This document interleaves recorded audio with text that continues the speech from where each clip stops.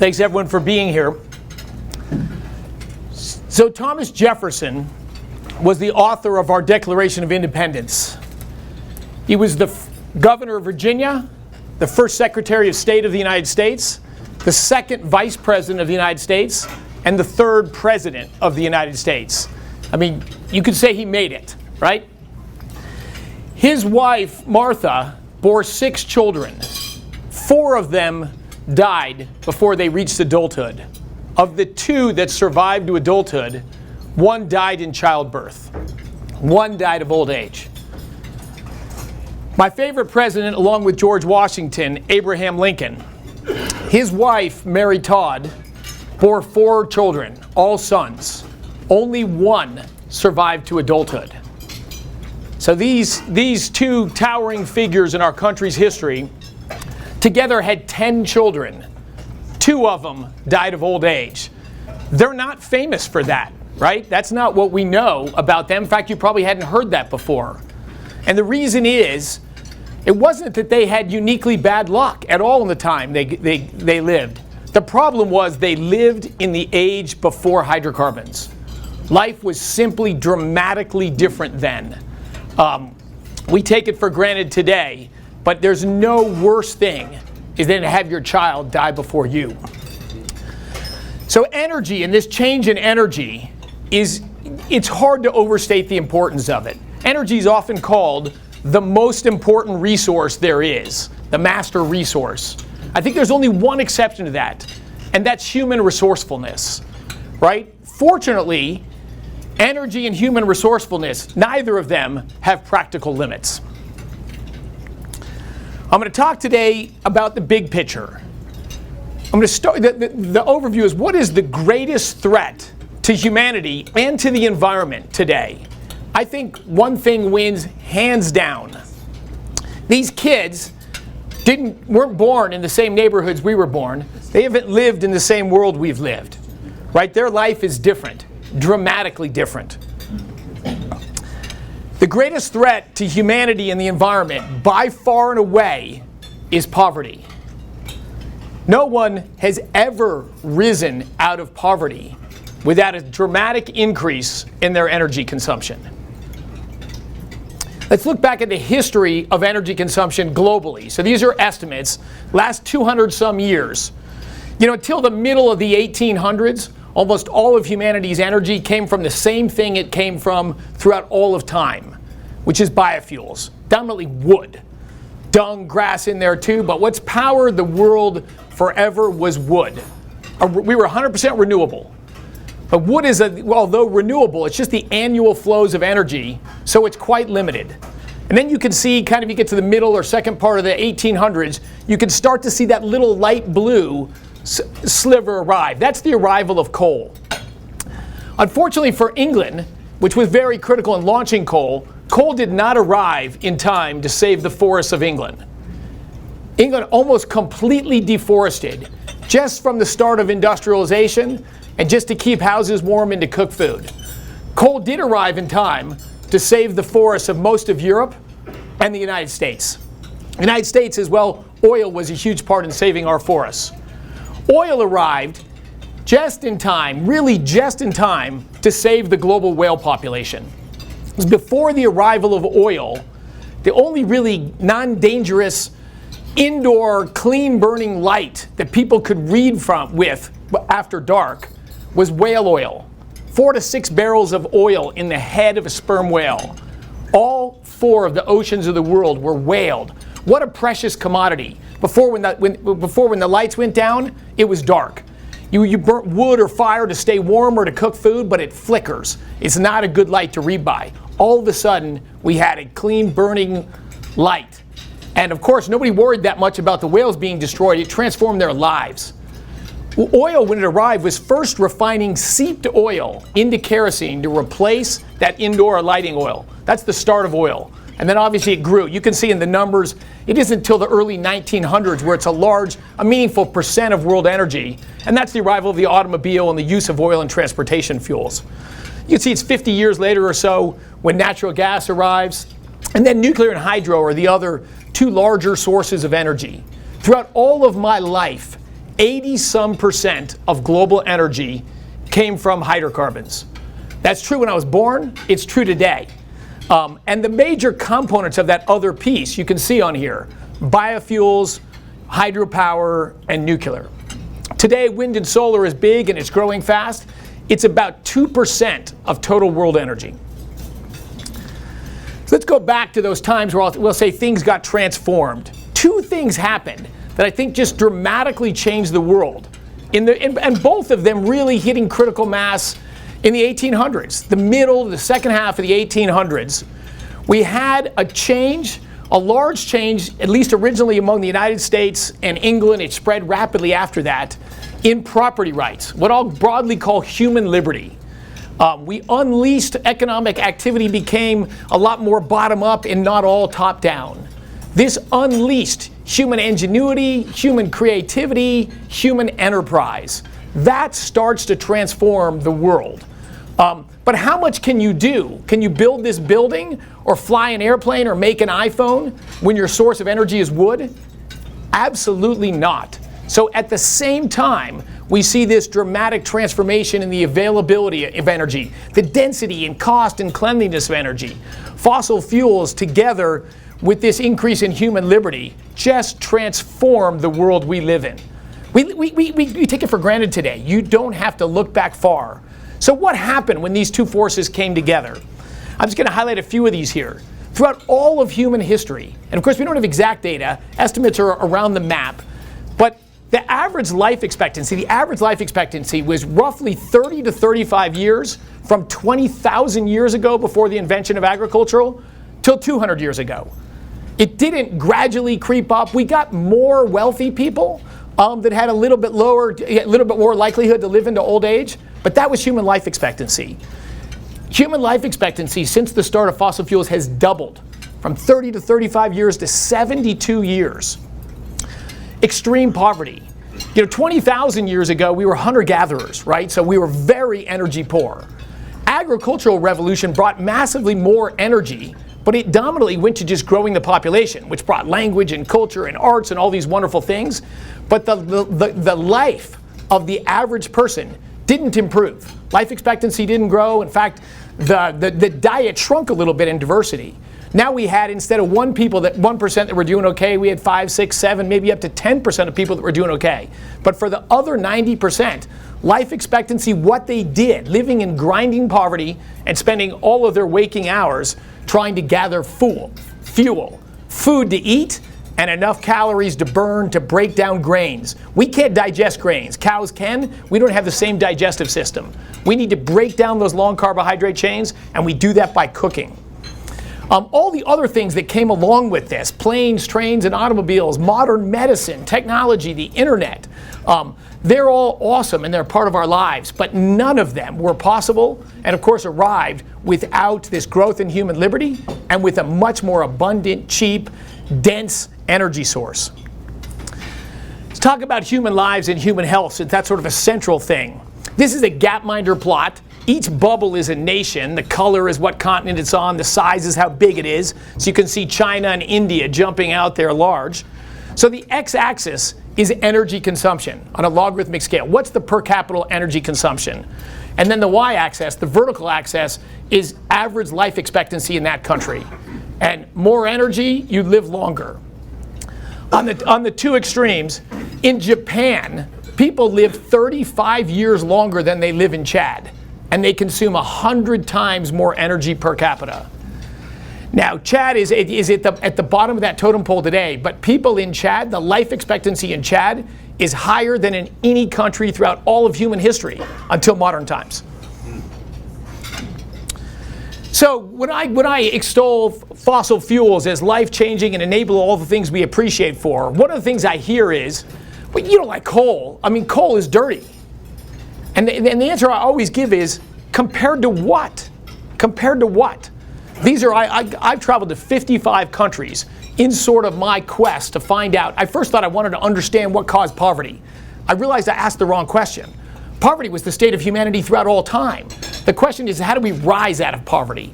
So I've traveled to 55 nations. These are both in two different parts of New Guinea to see people that live like our ancestors lived.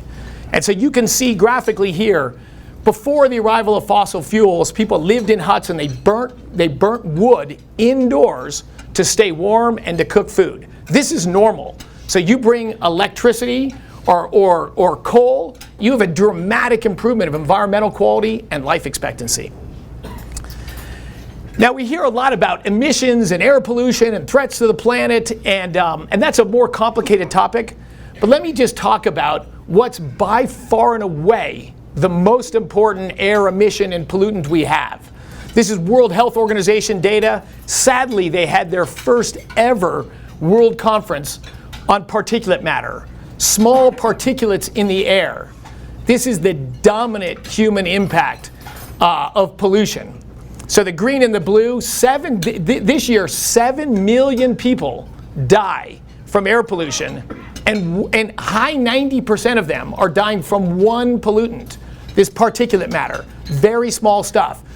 You can see 3 million of them die from indoor air pollution. That's people that are cooking with wood or charcoal or a solid fuel inside huts.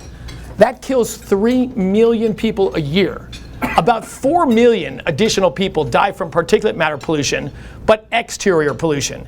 If you're deforesting and burning forests to clear land, if you're having communal fires and smoke, it comes from burning solid fuels, particulate matter. It also comes from poor countries that have coal power plants and they don't have scrubbers yet. They have coal like we had early coal. So that emits a huge amount of particulate pollution. It comes from deserts, it comes from natural sources as well. But the map on the left is particulate matter concentration by country. And one of the things that will jump out to you, of all the major, any significant economic power, the US has the cleanest air in the world. Our particulate matter concentration is barely different from ambient, what it would be naturally in this country. So these human health problems of pollution, they're not zero in the US, but they're dramatically lower. We're actually 10th in the total rankings, but the other 9 are island nations, and they're not large population bodies. France is 25th, Germany's 35th, China's 118th or something. So you can see in that map, look at those reds and those darker browns. That's where particulate matter is killing the vast majority of the people that are dying from it. It's in the poor countries, right? Because they don't have as clean as modern energy as we have. If you're burning wood or coal without scrubbers, you're creating a huge amount of particulate matter. You're burning natural gas in a modern power plant, you're emitting virtually no particulate matter. This is a massive problem for the world, but it's addressable and it's fixable with modern and better energy. So poor nations, what are their energy choices? What are their big issues? 2 big things: access to electricity and clean cooking. I've already talked about this indoor burning. You've got to get clean cooking systems into houses, which is mostly LPG, liquid petroleum gas, is the solution. I'll talk more about that. It can save millions of lives and save lives, longer lives, healthier lives. And it's dramatically transformative, particularly for lives of women. Women in traditional societies, our ancestors lived the same way, spend on average an hour a day collecting wood, collecting fuel to burn. And they typically spend an average of an hour a day trying to get clean water. Right? You've got a society, you've got to walk far away, you've got to go away where humans are, they walk to rivers, they walk to streams. Of course, the success rate of getting clean water is far from perfect. But if you can bring modern energy, you can have a pump, you transform women's lives, and you extend people's lives. Let's look at the improvement in China. There's a bar graph there, green at the bottom. That's people cooking with solid biofuels. In the year 2000, 650 million Chinese cooked with biofuels, solid indoor biofuels. That's been reduced by 200 million. Today it's still 450 million. But those 200 women and their families' lives have been transformed dominantly by liquid petroleum gas, LPG. That's that largest source of cooking fuel in China now is LPG. That's what you work every day to produce, and now we're exporting in large quantities. The top is electricity. Of course, if you have electricity, that also works fantastically, but it's a much smaller in use, generally for more expensive for cooking fuel. China's making tremendous progress. Now let's look at the very least fortunate people. And again, this was not this was common a long time ago, but today we still have far too many people in truly dire conditions. 155 million people on Earth today are stunted. Means they didn't grow to their genetic potential. They didn't get enough food in their young age to grow to full size. 52 million are wasting. You know, they're not getting enough calories to sustain their systems. 17 million severely wasting. They're on the edge of starvation. They don't have enough food to eat. This is declined dramatically. We're making progress, but there are still massive amounts of people completely left behind. I'm going to summarize annual deaths dominantly among the poor. 3 million, as they said, die every year from indoor air pollution. 4 million die from outdoor air pollution, dominantly particulate matter. 7.5 million people die from malnourishment, those people that are severely wasting. Just a little change, a little reduction in their calorie input, a small sickness, and they die. Crazy, 7.5 million every year. 5 million people die from not having clean water. They get waterborne diseases, they don't have secure access to clean water. 5 million every year. 1.2 million die every year from malaria. Malaria was endemic across the United States as it was in Russia. You know, we came in, modern technology and DDT, and we wiped malaria out of this country. But not everyone's so lucky. Now, I will say, when I talked about this subject 15 years ago, 2 million people, for a few decades, 2 million people died every year from malaria. Today, it's 800,000 less. The dominant credit is Bill and Melinda Gates. They've got an all-out effort to use their resources to attack a solvable problem. God bless them. All right, energy poverty, some just quantifications of energy poverty. There's still 1 billion people without access to electricity. No access to electricity. Another billion with intermittent access. A few hours a day do they have electricity. 2 to 3 billion people still cook with solid biofuels, as we're talking about, dominantly wood and charcoal. Geez, one example. When we make an energy decision here, ethanol, hey, that sounds like a good idea. Let's use that for energy. Today, 1/3 of the US corn crop goes to make biofuels. Globally, 5% of the total grain crop goes into energy. It provides far less than 1% of world energy, but it makes people feel good. The problem is it drives up grain prices. Inder Kulkarni, a development economist, estimates 200,000 people extra die every year by that inflation of grain prices that don't meaningfully contribute to world energy. So decisions in rich countries, they matter for the lives of everyone else, far away from the politicians that are making these decisions. Look, the shale revolution is certainly a positive chapter, and it is moving things forward on energy poverty and affordability. U.S. oil production has doubled over the last 10 years, and it's cut oil prices in half. We can tell the same story about natural gas. Dramatic increase in U.S. production and exports have plummeted the world price of natural gas. Simple math, it's close to $1.5 trillion every year less is paid for energy over the last 4 or 5 years than was paid for before then. That's about $200 for every man, woman, and child on the planet. Now, for the successful people in this room, maybe $200 isn't a lot of money. That's a big deal for low-income people. It is life-enhancing. Natural gas, as we all know, is past coal in the country, in the United States, is now the #1 producer of electricity. This has kept electricity prices in check. It's also led to a cleaning of our air, a continued reduction in particulate emissions in the United States. So energy poverty is not just in poor countries. There, the body count is the highest. But think of in rich countries, everywhere, the price of energy matters. In the United States, 14% of people report receiving a utility disconnection notice, right? They're struggling to pay their utility bills. 11% of Americans report keeping their house temperature at an unsafe or unhealthy temperature. Both in the winter, they don't sufficiently heat their houses, and in the summertime, they don't sufficiently cool their houses. This is mostly elderly, poor people. California, they have gone whole hog in trying to change their energy system. And the result of it is consumer electricity prices are 50% higher in California, and industrial electricity prices are 80% higher. Can you manufacture stuff paying almost twice as much for electricity there as you can elsewhere? Of course not. So the rich people, they have no problem with this. But what's happened in California is devastating for poor people. And this very wealthy state, I lived in California for 19 years. It's got Silicon Valley and Hollywood and aerospace industry and the most valuable real estate in our country. Amazingly, they have the highest adjusted poverty rate in the nation. Like close to 50% higher than Mississippi.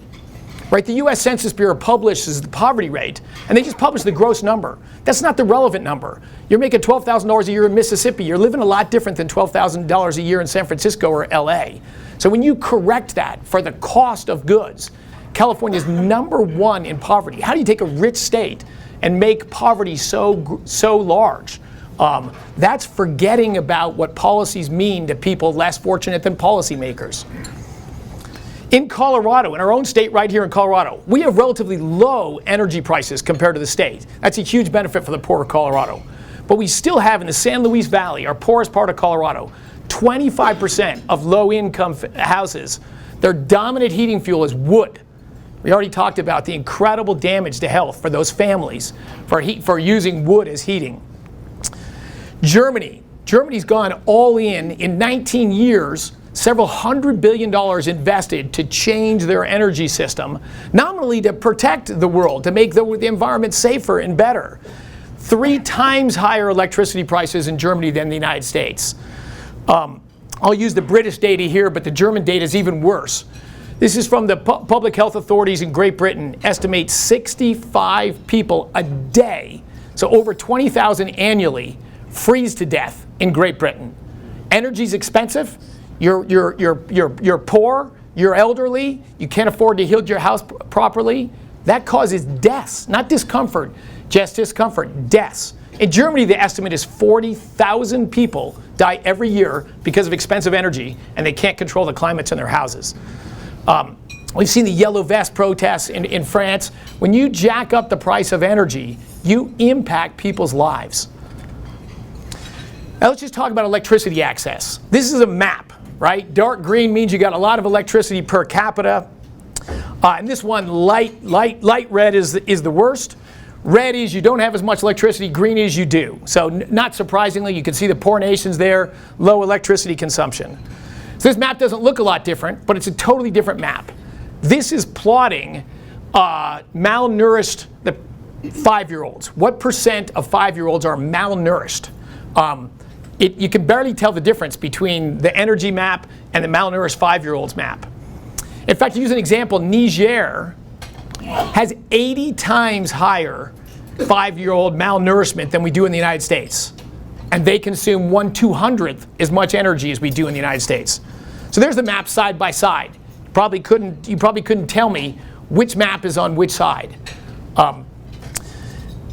A friend of mine and a fantastic author on energy, Robert Bryce, calls access to electricity the greatest inequality in the world today.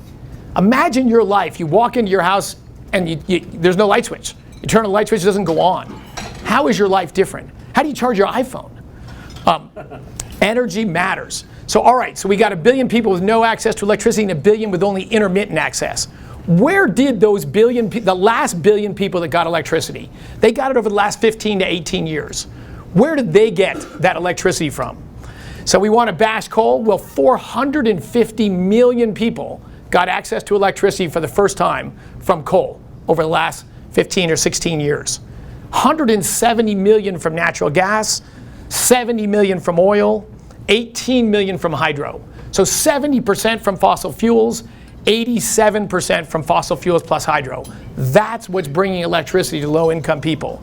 4% solar, a few percent geothermal, other biomass being burnt with local electricity generators. There are other sources, but they're a very small slice of that pie that's changing people's lives. So now I show a map, and the picture on the left you've all seen before, right? That's the Korean Peninsula, and you can see the border of North and South Korea at night without a map, right? And it's basically one country's got greater economic liberty, so it's massively wealthier, so they've got abundant fossil fuels, and they all have life. If I wanted to take a vote, which everybody want to live north or south, I don't think it would be a controversial vote. The picture on the right you see a lot less. You may have never seen before. I find it even more intriguing. This is a national boundary where you can see it in the daytime. You can see it in the daytime. So the country on the left that's deforested still gets the majority of its energy from fossil fuels. But it's got a meaningful enough percent of their population that's too poor to afford fossil fuels. And so they get energy the same way our ancestors did. They burn wood. And that's the environment you get. Right on the border, the country on the right, 7 times higher per capita energy consumption, and even the poor get almost all their energy from fossil fuels. So on the right, Dominican Republic, you get a rainforest. You get what would naturally be there. If you have fossil fuels, you can protect your environment. You can have forests. You don't have to have this giant scar on your landscape to get energy. That's Haiti on the left, right? If you're poor and you still have meaningful people with traditional fuels, life's not the same. Let's look at rich countries, and I'll start with our favorite rich country, our country, the United States. So this is EPA data. This is 1970 to today, and we'll just walk down the data. So 1970 to today, our economy's grown 262%. Our vehicle miles traveled, 200%. Population has grown about 60% in the United States over the last 50 years. Energy consumption up 44%, so we're more efficient, much more economic activity, much more people, not as much increase. Our CO2 emissions rose and then recently have been declining, but they're up only a net 23% with massively more people, massively wealthier. Now what about emissions that harm human health and do things? The Clean Air Act names 6 criteria pollutants. Particulate matter number 1, but also carbon monoxide, sulfur oxides, nitrous oxides, and lead. These are pollutants that were determined the most impactful to human health. They've declined cumulatively 73%. Massively more people, massively wealthier, almost 75% decline in our pollution in our air, massively cleaner air. So Paul Ehrlich was a famous professor at Stanford. He's still a professor at Stanford when I was a kid, and I wrote his works. And he wrote in the early 1980s that the war against starvation in the world, including in the United States, was over and we had lost. 100 million people would starve by the year 2000, he confidently predicted. And the theory was more people consume more, larger impact on the planet, we're going to destroy the planet. In fact, it's been the opposite. Every wealthy nation has had continually cleaner air. Every poor nation, not so much. Bjorn Lomborg, one of the greatest writers on the environment, he's a detailed data-focused guy. He's a statistics professor in Denmark. And he estimated that the air in London today is cleaner than it's been since 1585. 1585. It's before everyone's time here. That 1585, Shakespeare was 21. He was just getting going on the greatest literary career of all time. Queen Elizabeth, she was sort of the second half of her career, but she was 3 years before defeating the Spanish Armada. Incredible ruler of that country. That's the estimate of the last time air was as clean in London as it is today. What about climate change? So when you tell the story, it's like, well, my God, let's go lift those people out of energy poverty and save 20 million lives. What's the pushback on that? This is happening, but there's a pushback on it now, which is climate change. And there was a U.S. climate assessment report released last fall and huge coverage on it. I'll talk a little bit about that in a second. 2 facts up front about climate change. U.S. per capita CO2 emissions last year were the lowest they've been in more than 50 years. Despite media and politicians' claim, extreme weather has not increased. It's not a controversial thing, that's just the data. The Intergovernmental Panel on Climate Change in their reports, I was going to say they took it out. They didn't take it out. They just list them all as low confidence, low confidence. If you look at hurricane data, drought data, drought data, all of these things you hear about in the news, no increase in any of them over the full historical records of that. Roger Pilkey Jr., CU professor, has been fantastic in publishing that data, collecting, it's not his data, just collating public health data. You can Google it. Total hurricane, frequency index, tornadic energy, droughts, whatever. The U.S. climate assessment report showed actually there's been a gradual decline in droughts, and that's because the world is a little bit warmer, which means it's a little bit wetter. But all these things have cyclical things, but no secular increase in any of them. So the IPCC's worst case warming. So this is a scenario where world coal consumption is 5 times larger at the end of this century than it is today. Over the last 4 years, that coal consumption has actually declined slightly in the world. So 5 times more coal 100 years from now, pretty unlikely scenario, but that leads to this greatest warming prediction. Then they did the economics of what's the economic impact of this worst case warming scenario. And the analysis they did was it's a 5% reduction in world GDP from impacts from climate change. Now that's at the end of this century. So their prediction is under that scenario, per capita income or the world economy is 285% of what it is today, not 300%. So it's a slight reduction in the rate of growth. Now I think that the numbers are also a little bit fanciful in that the biggest estimated economic problem is that as it warms, more people in the United States will die of heat. They won't get air conditioners. They won't respond to it.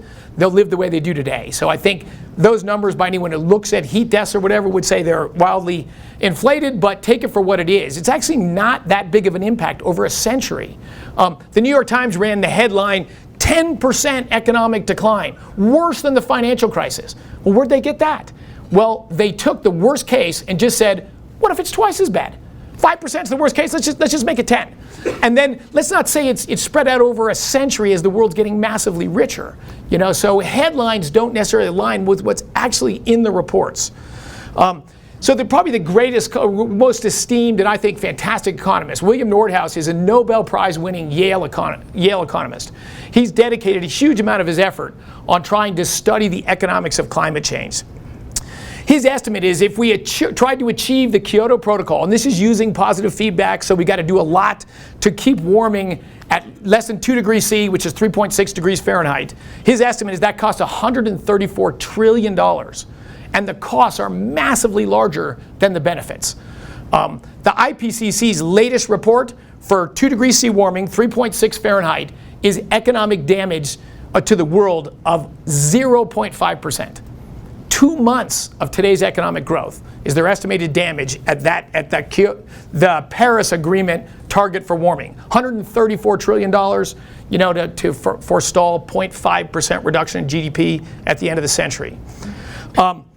Nordhaus has shown that if we have rational actors and we can have a gradually increasing carbon tax and you can raise the price of energy and the world does it in a globally coordinated way, we can reduce the worst case warming from 7.5 degrees Fahrenheit warming to about 6.5 degrees. We can have a 1 degree Fahrenheit cooler world at the end of this century for only $20 trillion.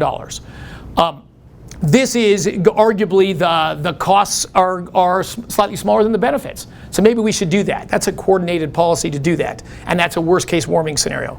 But for $20 trillion, given the other problem we talked about, what might you achieve to improve human lives? So I talked about the choices of poor countries. Here's the choices of rich countries. And the effort on climate change, and climate change is real. I mean, CO2 absorbs greenhouse gas, absorbs infrared radiation, as does methane and nitrous oxides. The planet is warming. Like the kernel of it is absolutely true. But think of the efforts to combat it. Germany's way out there on the right with Denmark. So here the x-axis is installed renewable capacity on a per person basis, right? So the countries on the right have gone all in. As you go along that scale, it's how much they've invested. It's a 0.84 correlation between installed renewable capacity and electricity rates. I already mentioned Germany and Denmark, 3 times US electricity prices. You could take Spain or Portugal along the way. They haven't invested as much as Germany and all that. And they only have twice US electricity prices.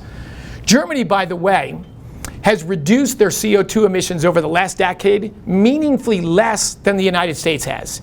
Their top-down, let's command and design this system has been far less effective at reducing CO2 emissions than the bottom-up technology and innovation and shale gas displacing coal is our largest source of electricity. Much more reduction in CO2s in the United States, much cheaper electricity prices. And part of the reason is this. This is just, our Energy Information Administration's data on energy. And I talked about that. The sources of energy change very slowly in societies.